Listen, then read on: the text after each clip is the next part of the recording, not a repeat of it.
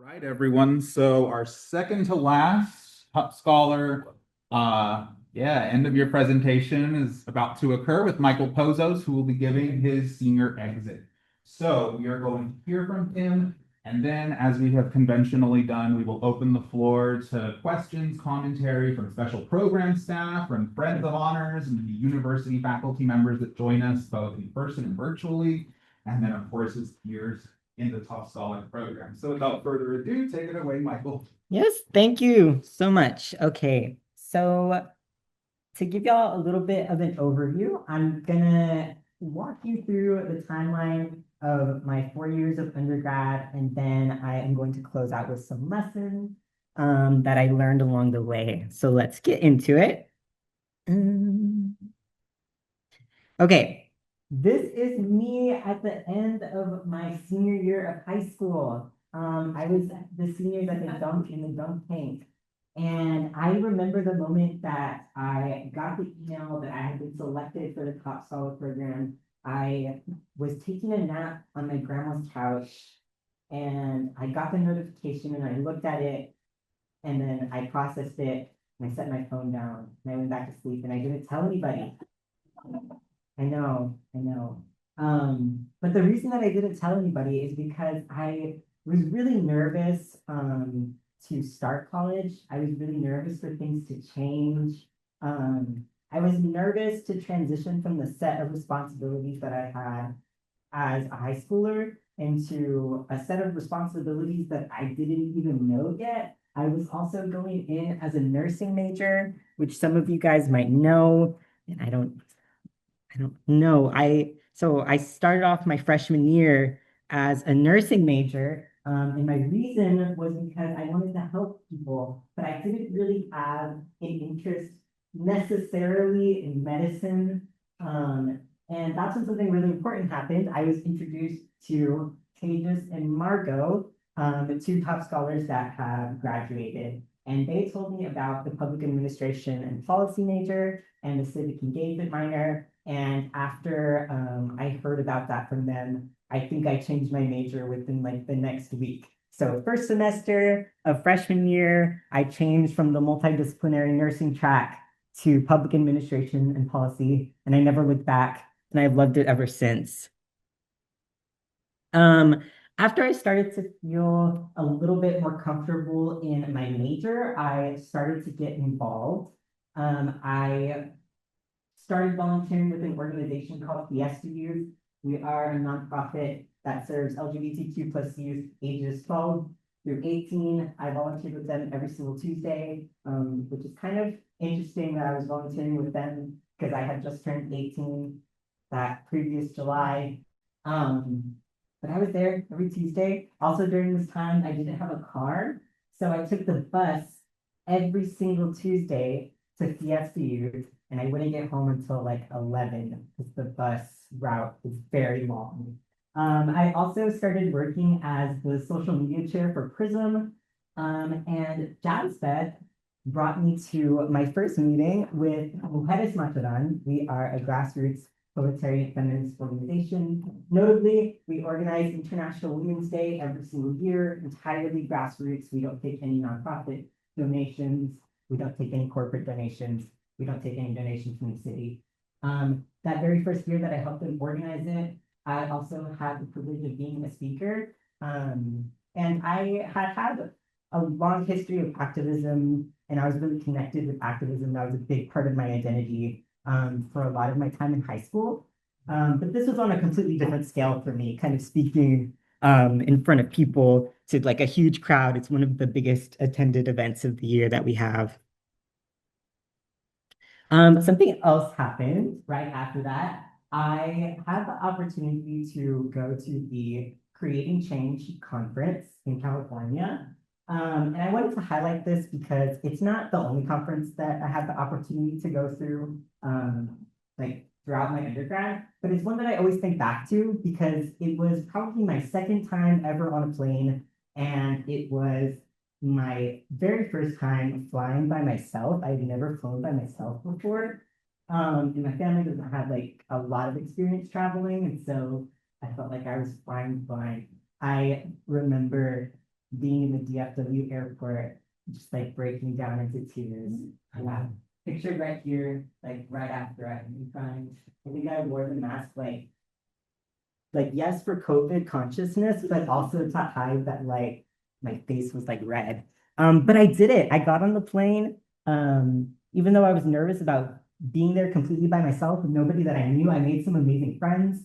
And I also think back to this conference because I think it was the first time that I ever saw people that were passionate about activism, and saw them turn that into a real career. And so it was really, important for me to see that.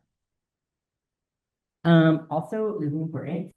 During my freshman year, Jasmine actually did what she does very well and convinced me to take the Moral Imagination and Incarceration course taught by Dr. Webb as a part of the Philosophy and Literature Circle.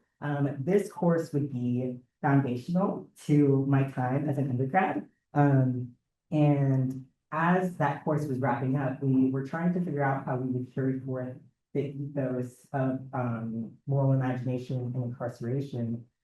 And one of our friends, Pages, was hosting a TEDx event called TEDx San Antonio. And it was about climate action and what we can do as a city to address it. And what is like not visible in this picture are the little light bulbs that appeared over our heads, because we started to have a little bit of a vision of how we would carry forth the ethos. And I'll touch a little bit more on that later. Towards the end of my freshman year, I also started my very first internship. It was with the startup podcast, Big City, Small Town, hosted by Bob Bard, former founder of the San Antonio Reports. I was there from the very first episode, episode 0. Yeah, it was amazing. I'm really grateful for this very first internship experience. There was a time I did this as a part of the City Master program, where we complete an internship over the summer, do service, and take some courses around San Antonio. And there was a point in time where I had the choice between maybe an internship that was a little bit more conventional, more closely aligned with policy, and something that I didn't really know anything about, but sounded really cool. And I decided to go with my gut. And I'm glad that I did, because I had the privilege to work with our producer at the time, Ashley Bird, who I'd like to credit with teaching me nearly everything that I know about project management. I did a lot of multitasking, assisting with some parts of producing, doing social media, helping to coordinate our guests.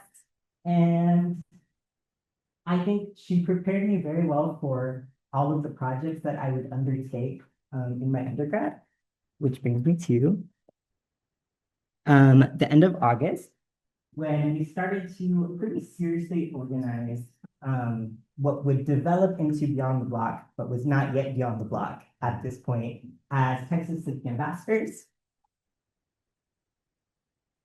And that brings me to the start of my sophomore year. So we had been working some really long nights in the Scholar Lounge, organizing, on top of still organizing with Mujeres, volunteering with Yes Youth, and staying involved in the community. Oh, and doing classes like admin things.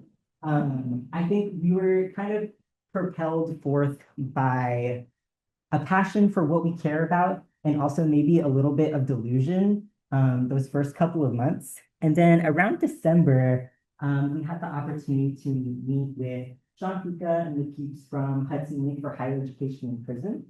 And they told us about their experience organizing Beyond the Block Voices from Sing Sing, and how they had pivoted away from a TEDx event and to an event kind of entirely organized from the ground up by people incarcerated at Sing Sing Correctional Facility.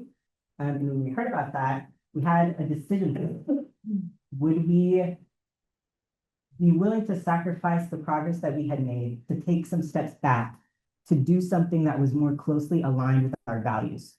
I think at the time, it felt like a really big decision. And looking back, it feels like the obvious choice, which is kind of like a theme, I think, throughout this presentation. So we decided to organize Beyond the Block San Antonio. Originally, we were hoping that it would be inside the state jail.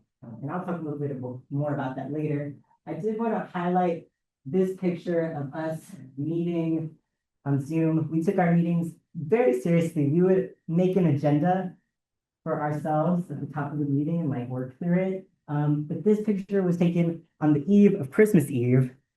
And Jasmine is smiling there, but she's not actually happy that we're meeting so close to Christmas Eve.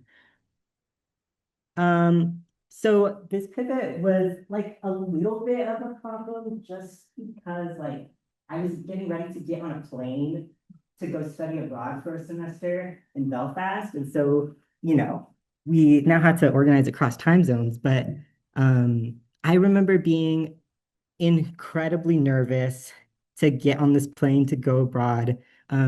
Even though I had had that experience breaking down crying in the DFW airport, I just wasn't sure if I was ready for this international journey.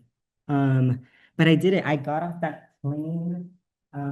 It was one of the only experience getting off the plane and walking on the tarmac into the terminal. And I went there as an exchange student completely by myself. I didn't know anybody. I wasn't there with UTSA. I had selected all of my classes, just like with other students that were attending Queen's University, not even just international students. Yeah, I was there at Queen's University Belfast in the north of Ireland. I primarily studied peace and conflict studies while I was there, and the peace building process. Northern Ireland is largely considered by the public to be a post-peace, a post-conflict society. But I think living there, you really get a sense for like the lingering pain and tensions that are still there. If you guys keep up with like, I don't know, Irish news at all, you would know that there are like still really big strikes that are happening right now surrounding oil. And when I was there were some big strikes surrounding the conflict in Palestine, surrounding like transportation workers. There was the first week that I was there, the buses didn't run because the people that drove them were on strike. And so it was amazing to not only learn about this in my classroom, but to go and experience it firsthand.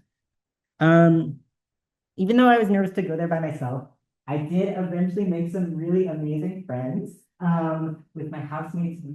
I had the opportunity to see places that I never thought I would see, and my world just got so much bigger. And it was really, really impactful. I saw some beautiful places. I took a little intermission to go to New York and see Beyond the Block Voices from Sing Sing in person at Sing Sing Correctional Facility. Some dear friends of mine have pointed out to me that my tie is like ridiculously long.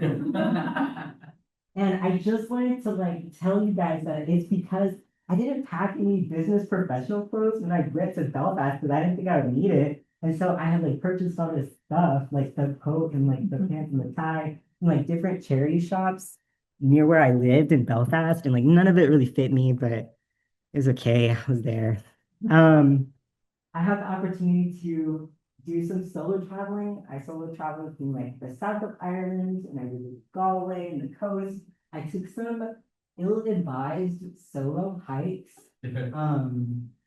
Yeah, I wouldn't necessarily recommend it, but I'm glad that I did it. But something else that I wanted to talk about is that I did a lot of this solo traveling like over the spring break when my friends who were all European like were able to go home and I didn't go home. I was just kind of like there by myself. And I think that's when the homesickness and the imposter syndrome started to set in. And I was really battling with this.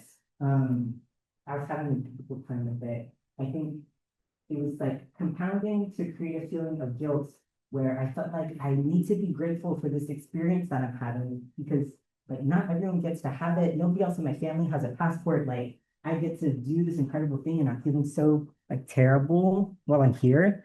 And then on top of that, I had applied to all of these internships and I got rejected from all of them. I didn't have anything lined up for the summer. I was freaking out.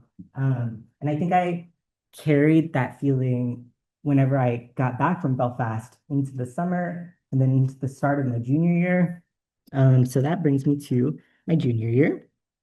I think over the course of the entire year, I did a couple of things that helped me feel more grounded, and I started to feel more like myself. And as I was reflecting, I realized that they all had to do with connecting with the community that I had left to go experience something new. And so I became a part of a Nurture and Hope curriculum here on San Antonio. It felt like the perfect pipeline to take what I had learned in Ireland and bring it back to the local San Antonio community. We did a participatory project here on UTSA where we asked students who brings you hope, and we wrote it on a chain. We created this long chain and we filmed people's responses and we did a film screening on it. I jumped right back into organizing the Lettuce Lunch Run for the third year in a row. I helped organize the International Women's Day March. And so this time I was a chant leader and I was also the MC of the event. I feel like I'm kind of like a quiet person, so it's like a little bit out of my comfort zone to like say stuff into a megaphone, but I had a great time doing that.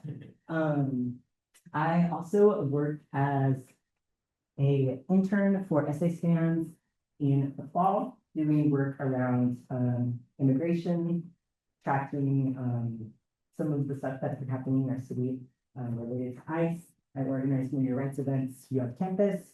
And then in the spring, I worked as an undergrad research assistant for the Philosophy and Literature Circle, working on stuff related to programming and alumni connections. I also went back to EXCU, but this time not as a volunteer. I went back as a youth facilitator, so I was employed. Amazing, getting paid. Yeah, and actually this bracelet that I'm wearing is a bracelet that one of my kids made me. And I think it just reminded me like I went into college wanting to help people and I felt like I was getting back to that. And so it meant a lot to me.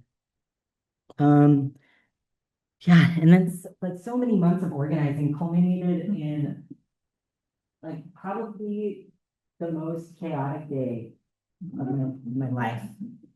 Of my life. We were running around trying to figure out how to print like this whole stack of pamphlets and also running around campus looking for anybody with staples, anybody in the world with staples. All of the stores were closed. It was like 1 a.m. It was really something, but it all paid off in Young Block. And I will not like harp on this too much, but I do just want to say that I think this event was so special because of the speakers who took time away from their families and from work to participate in our workshops and to be a part of the event and to be a part of the event and be vulnerable because of our community partners, ActRSA and others who decided to support us, even though we were coming to them as like 19-year-old freshmen with this like crazy idea. And because of all of the UTSA students who took time out of their finals week to come and be volunteers and help direct traffic in the rain, that's what made the event special and impactful. And also all of the audience members, all of the attendees that really came in with open minds and open hearts and started new conversations. I think that's what made the event successful and special. And then I hopped on another plane. I said goodbye to the kids that I had worked with at PSU. And we made this really special little box with just like notes and like this bracelet. And it was really sweet. I think when you're working as a volunteer, you're building connections and like a mentorship relationship with the kids, but it's really different working as a youth facilitator and working with them as a trusted adult. You're navigating an entirely new set of just like things that they bring to you, really heavy things sometimes, and also really joyful things sometimes too. So I spent my summer at the University of Michigan Ford School for Public Policy, completing GPIA. It's kind of the best way I can describe it is like a master's in public policy boot camp adjacent experience We learned about policy, but we also learned some more quantitative skills, like economics, stats, art studio. I celebrated my birthday when I was there. I think I turned 21 maybe. Um, yes, I also want to give a shout out to my friend Nicole because we really like bonded over the experience of learning our studio together. It kind of felt like we were there and that everyone already knew how to code in R. And I couldn't ever get it to load on my computer. And so I had to use the computers in the computer lab at the Ford School. And like fun thing about the Ford School, like, they're a big school, they have a lot of money, but they don't actually like keep the AC running on the weekends in the summer. And so we were there in like the really warm computer lab doing our homework all summer. I think this was probably one of the most, if not maybe the most, academically and emotionally challenging experiences of my undergrad. It's like a lot thrown at you in a really condensed time. But I think I am grateful for that rigor, and I'm grateful for the taste of what a master's program could look like that it gave me, because I think it taught me that I don't actually need to jump straight from undergrad into a master's program just because that's like what you're supposed to do. My path can look a lot of different ways. And so I had this thought kind of formulating in my head that like maybe I wouldn't apply to a master's program right away because I wasn't really sure if that's like what exactly I wanted out of a master's program. I knew I probably didn't want something like this that was like just a little too, yeah, intense. And that brings me to my senior year where I got on another plane and I went to DC for a semester as an Archer Fellow. I worked in this beautiful building, the Jefferson Building, as a research assistant for the Library of Congress. You guys have ever been to DC in the Jefferson Building? It just like takes your breath away. And I was so in awe that like I got to work on this beautiful historic building. And then I also spent just like a ridiculous amount of time in the manuscript room, which is a lot more like this room, but with no windows, and it's very cold. Um, and I worked on two different projects when I was there. One of them was related to the development of the pension system, and then one of them was related to slavery and the freeing around the 1830s. So two very different things, but they both had me reading a lot of cursive like this. And cursive in the 1830s looks like really different how we write cursive now. Like they do their S's really weird. So it was like something called paleography, which is just like a fancy word for the study of handwriting. And then like halfway through the semester, like a small thing happened that you guys might not have noticed, but like there was a government shutdown. And so then we were like not able to access the manuscript room or the Library of Congress. So I made a new home at the DAR library because they had a lunchroom in the basement. So I could just go there all day. And it's like I was at the library. But I was looking at a lot of the documents that I had been working with physically, but just now on my computer. But I think what else I wanted to point out about my Archer experience is that I went into it feeling a little bit nervous and unsure about this decision to not apply to a master's program right away. And then while I was there, I met so many professionals and people that are just experts in their field that had wildly different paths from each other. Some people that went straight into continuing their education, some people that took really big gaps and just did so many different things. And it just continued to reassure me that my path doesn't have to look how I thought it would look when I was a freshman. It can look different. I also made some really amazing friends. Yeah, that was my roommate while I was there. And some other really amazing people from UTSA, from all different schools. They're just like the best and the brightest in Texas to me. They're incredibly bright and smart. Um, and then when I got back to UTSA, I was really pleased to connect with my community again. I felt like I had been gone and just like engulfed in the DC atmosphere. And so it was great to come back and continue organizing with mujeres This was the fourth year in a row that I organized International Women's Day. And I'm right there. Yeah. And that brings me to my lessons. The first lesson that I want to touch on is get comfortable making mistakes and get comfortable with rejection. I think I got pretty comfortable with all kinds of mistakes in a wide variety of rejection. Mistakes all the way from like emailing someone Happy Tuesday when it was actually like a Wednesday to like sending out flyers with typos and you just like send them out to everyone and you don't notice the typo till like a week later. Yeah, that's happened. To being rejected from internships, to being rejected from nationally competitive awards, I have it all under my belt. And I think now this is something I feel pretty comfortable with. I don't think I'll ever be a person who doesn't apply to something just because I'm scared of being rejected from it or because I'm scared that I don't know how to do something. I think that all of those mistakes and rejection taught me a lot about being humble. And I'm really grateful for that.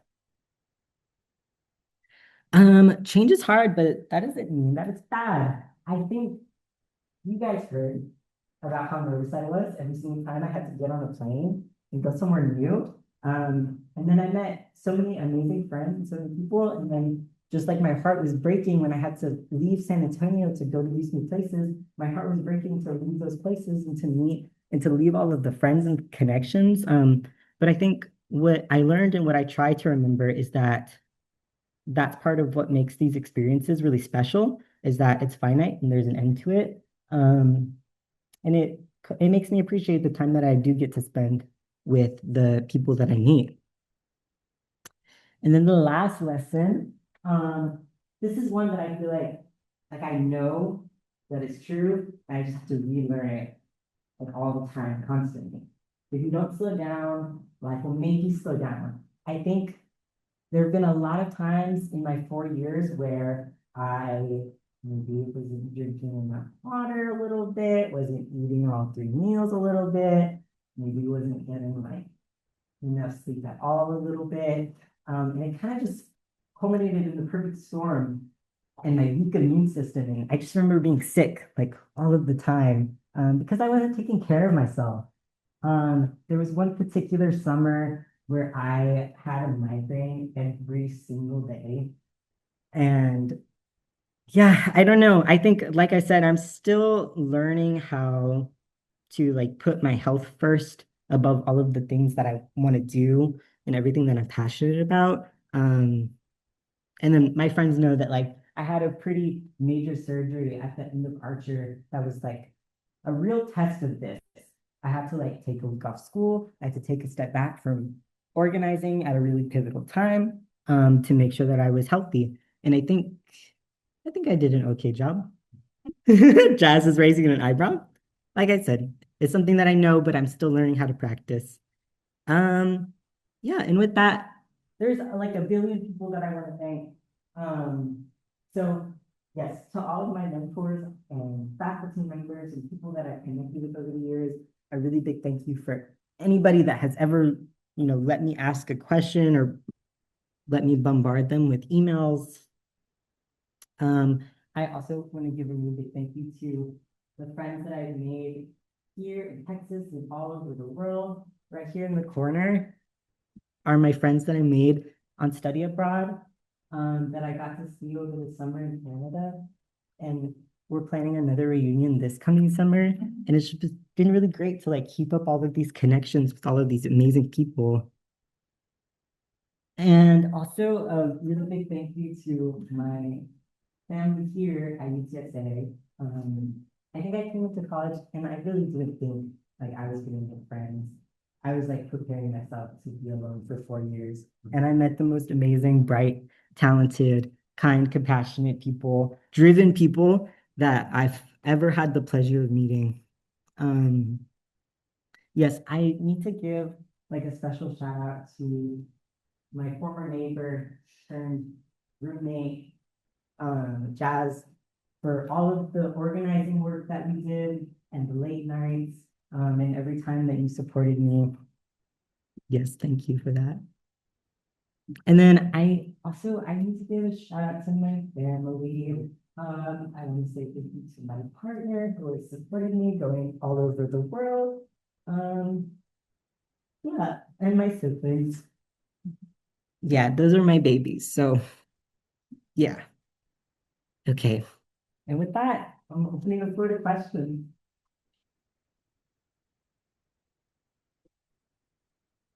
No question from me, but I really just want to thank you for allowing me as a professional and as a person working here and advising students and getting to know so many of y'all to grow alongside you. It's been a real pleasure getting to know you and seeing all the good work that you've done.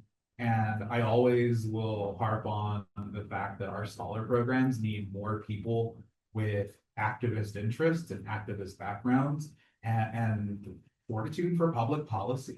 So you have been a fantastic top scholar, and we're so much richer for having known you. Good job. Thank you, Joy. I really appreciate that. I will just reiterate what George says and also say it's been just a really great pleasure to be able to work with you. I often say that students, we meet all different kinds of students in our day-to-day job, and sometimes students bring us all kinds of crazy ideas and they I don't know if this really work. How do I kind of nicely say I think this is gonna work? But for any of the things that we sat down over the years and talked about, I never had that thought, Michael, I never had the thought this isn't gonna work. I had the thought,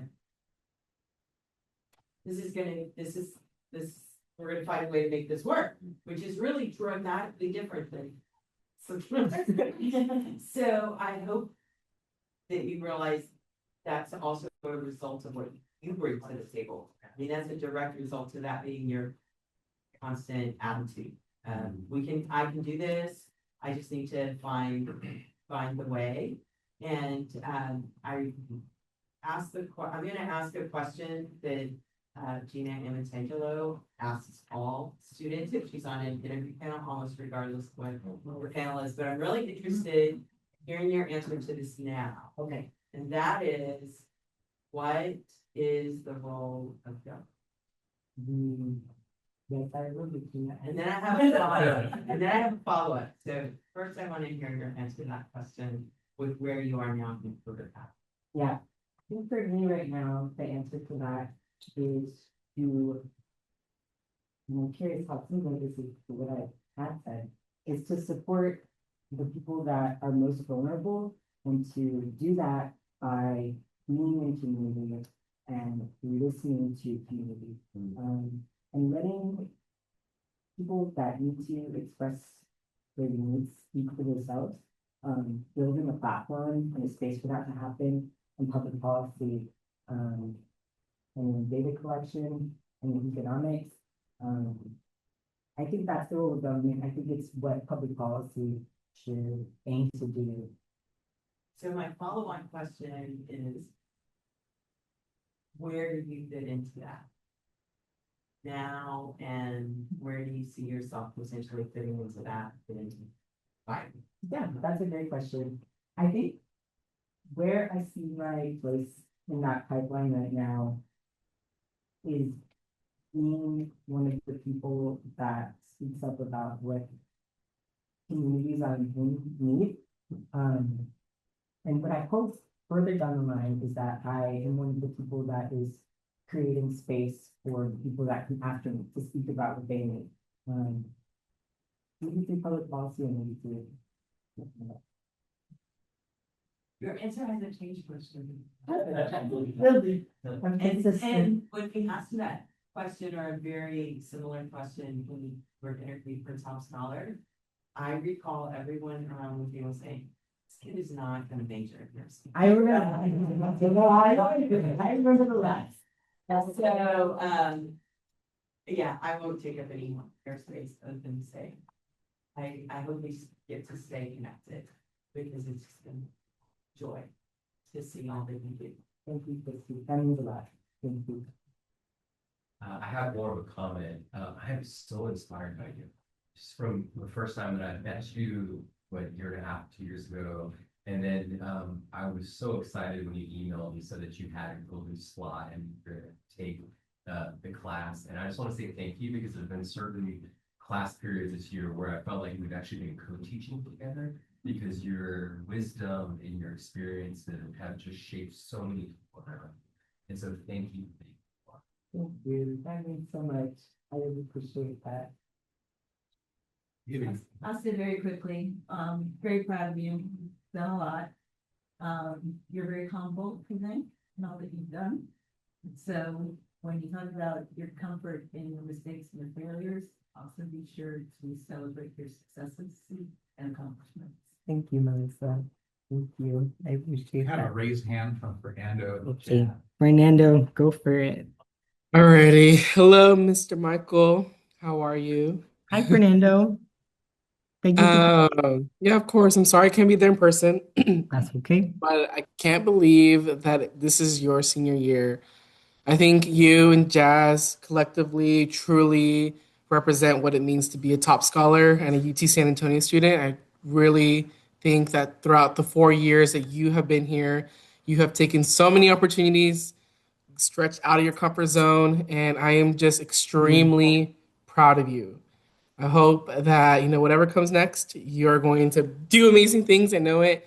And I just am super happy. And I can't believe that this is your senior exit. I remember you sitting in my office, 3 years ago. I thought you were Yeah. very quiet, but now look at you. And I'm so, so ecstatic. And I can't believe, that you're a senior.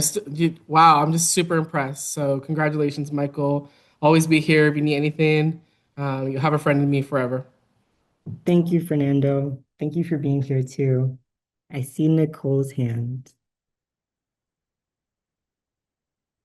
Hi, Michael. Oh my goodness. Hi, How are Nicole. Oh my goodness.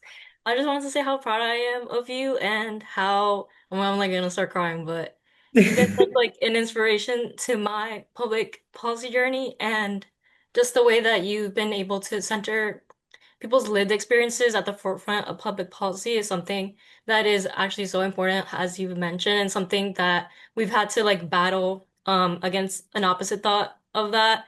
But I guess thank you for always showing empathy and really truly bringing forth kindness to everything you do and love you, bro. Nicole, thank you. I love you. I miss you. Pages? Hey Michael, how are you? Oh, hi. Hey, I have two things I'd like to say. The first is I still remember you as a candidate for the Top Scholar program in your group activity room, and that was the first time we had ever done group activity as a program. And I remember that you were really quiet, but anytime you'd ever say anything, it would just dramatically shift the conversation. And I think that was the first example of a successful reason for why we should have group activity, and it's remained since then. And I think in the years since then, you've changed a lot, but I think that part of you about saying really important things, just being on the money every time for what's the most important feeling to recognize in a room, that's stayed the same. That's something about you that I really admire and I've learned a lot from. The second thing I wanted to talk about applies to both you and Jasbeth, and it's a little bit more personal, but I think it's something to I know she's there, so I figured I'd save it for now. She is, yeah. Recently, I was sitting on a panel, and I was asked to talk about what gives me hope as someone who works in the environmental field when it's really bleak. And in my answer, I named both you and Jazz. And I said, I choose to work in the environmental field because it's the problem that I want to solve. But I know that there's a million problems out in the world, and I can't solve them all. But knowing that people like you and Jasbeth are out there making a difference every single day, and I know you're going to solve those problems, gives me the hope that I can just focus on my problem and that when we all solve all of our problems together, then, the world will be a better place. And so I just want to say thank you for being that hope for me. And it's more than I can really put into words, but, both of you make the world a better place, and I'm better for knowing you. So thank you, Oh, Michael. Tejas. Tejas, that means so much coming from you. You made so many appearances in my report, which I think is a real testament to just like how much you have impacted my undergrad experience. So thank you so much for being here. Of course. Thank you, Michael. Mm, Yeah. I'll let her in that. Yes. So, awe-inspiring, of course, you know, you do amazing things, but as I'm watching your presentation, the things that come to mind for me are courage, strength, and resilience, and that reflection piece. I think you have just tremendous reflection on a lot of the work you've done, the experiences you had. And that's really kind of the model that we want to have for our students, right? It's the courage to get out there and do those things that we tell ourselves that we're not capable of, that we're not part of, or we're not meant to do those things. It's the resilience and the strength to continue to pursue even when challenges rise, right? And I saw a lot of that in what you did, and that's a testament to kind of your individual personality that's going to show that you are just going to do amazing things in this world. You're going to continue to move on and just make a mark, and you're just going to flourish. And I have no doubt in that. You know, on top of just a very striking, wonderful personality that is not through a quiet persona. So don't be afraid to let that light shine and let others see that true side of it. Thank you. Thank you so much. Let me look at the comments. Thank you. Thank you, Ashley, for being here. Margot has a question. Oh, thank you, Margot, for being here. Thank you, Jade. Stacy. I'm gonna cry. Kayla, thank you. I love you so much. Yeah. On the call. Yes, we sent a lot of text messages. So thank you guys so much all for being here. I really appreciate it. Thank you.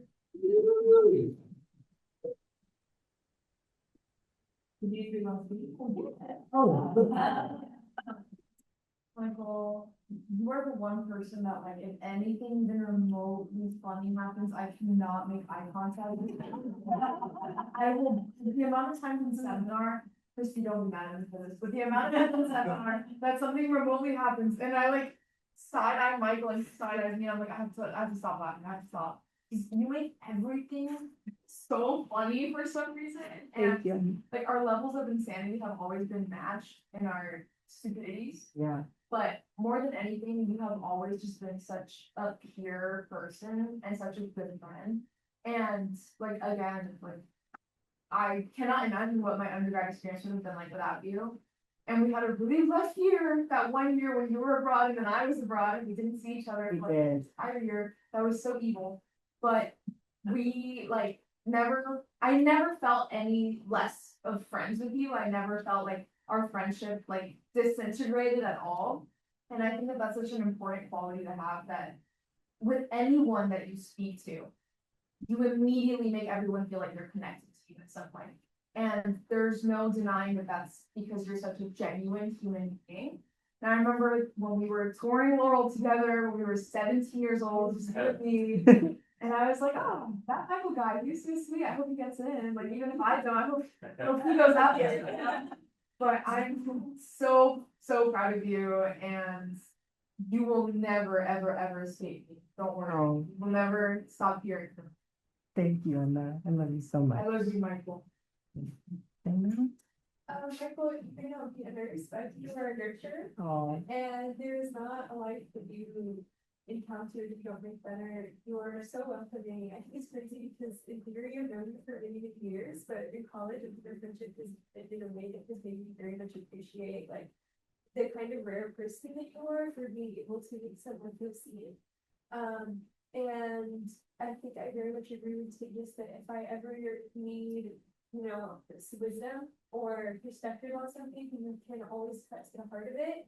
And you were such a seer, you always kind of know what a situation is like, and I think that makes you so valuable as a friend. And I think it's been, you know, one of the things that I've learned most about HCSA and top scholars that it's connected us. oh, Dana, that means so much. For those of y'all that don't know, Zane and I went to high school together, but we didn't really get to be friends until now, and I'm so grateful for that friendship. I think we can wrap it up now.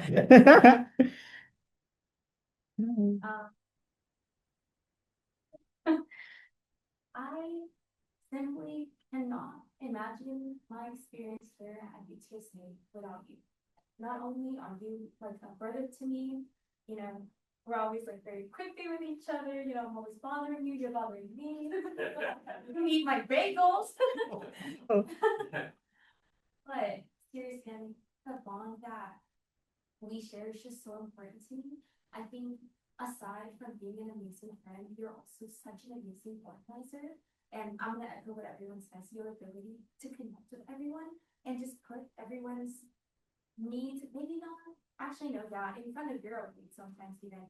I think you are just such an amazing person and you're so intelligent and you're such a hard worker. I think anytime that I start to feel kind of down, I think about your grit and how even when things get rough, you find a way to keep going, and it's just so shocking to me how much of a hard worker you are.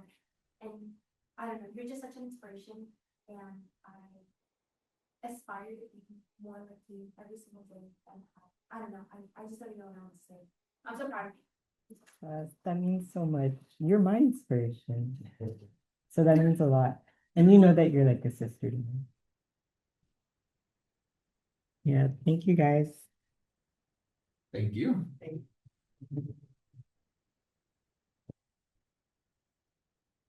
Wow.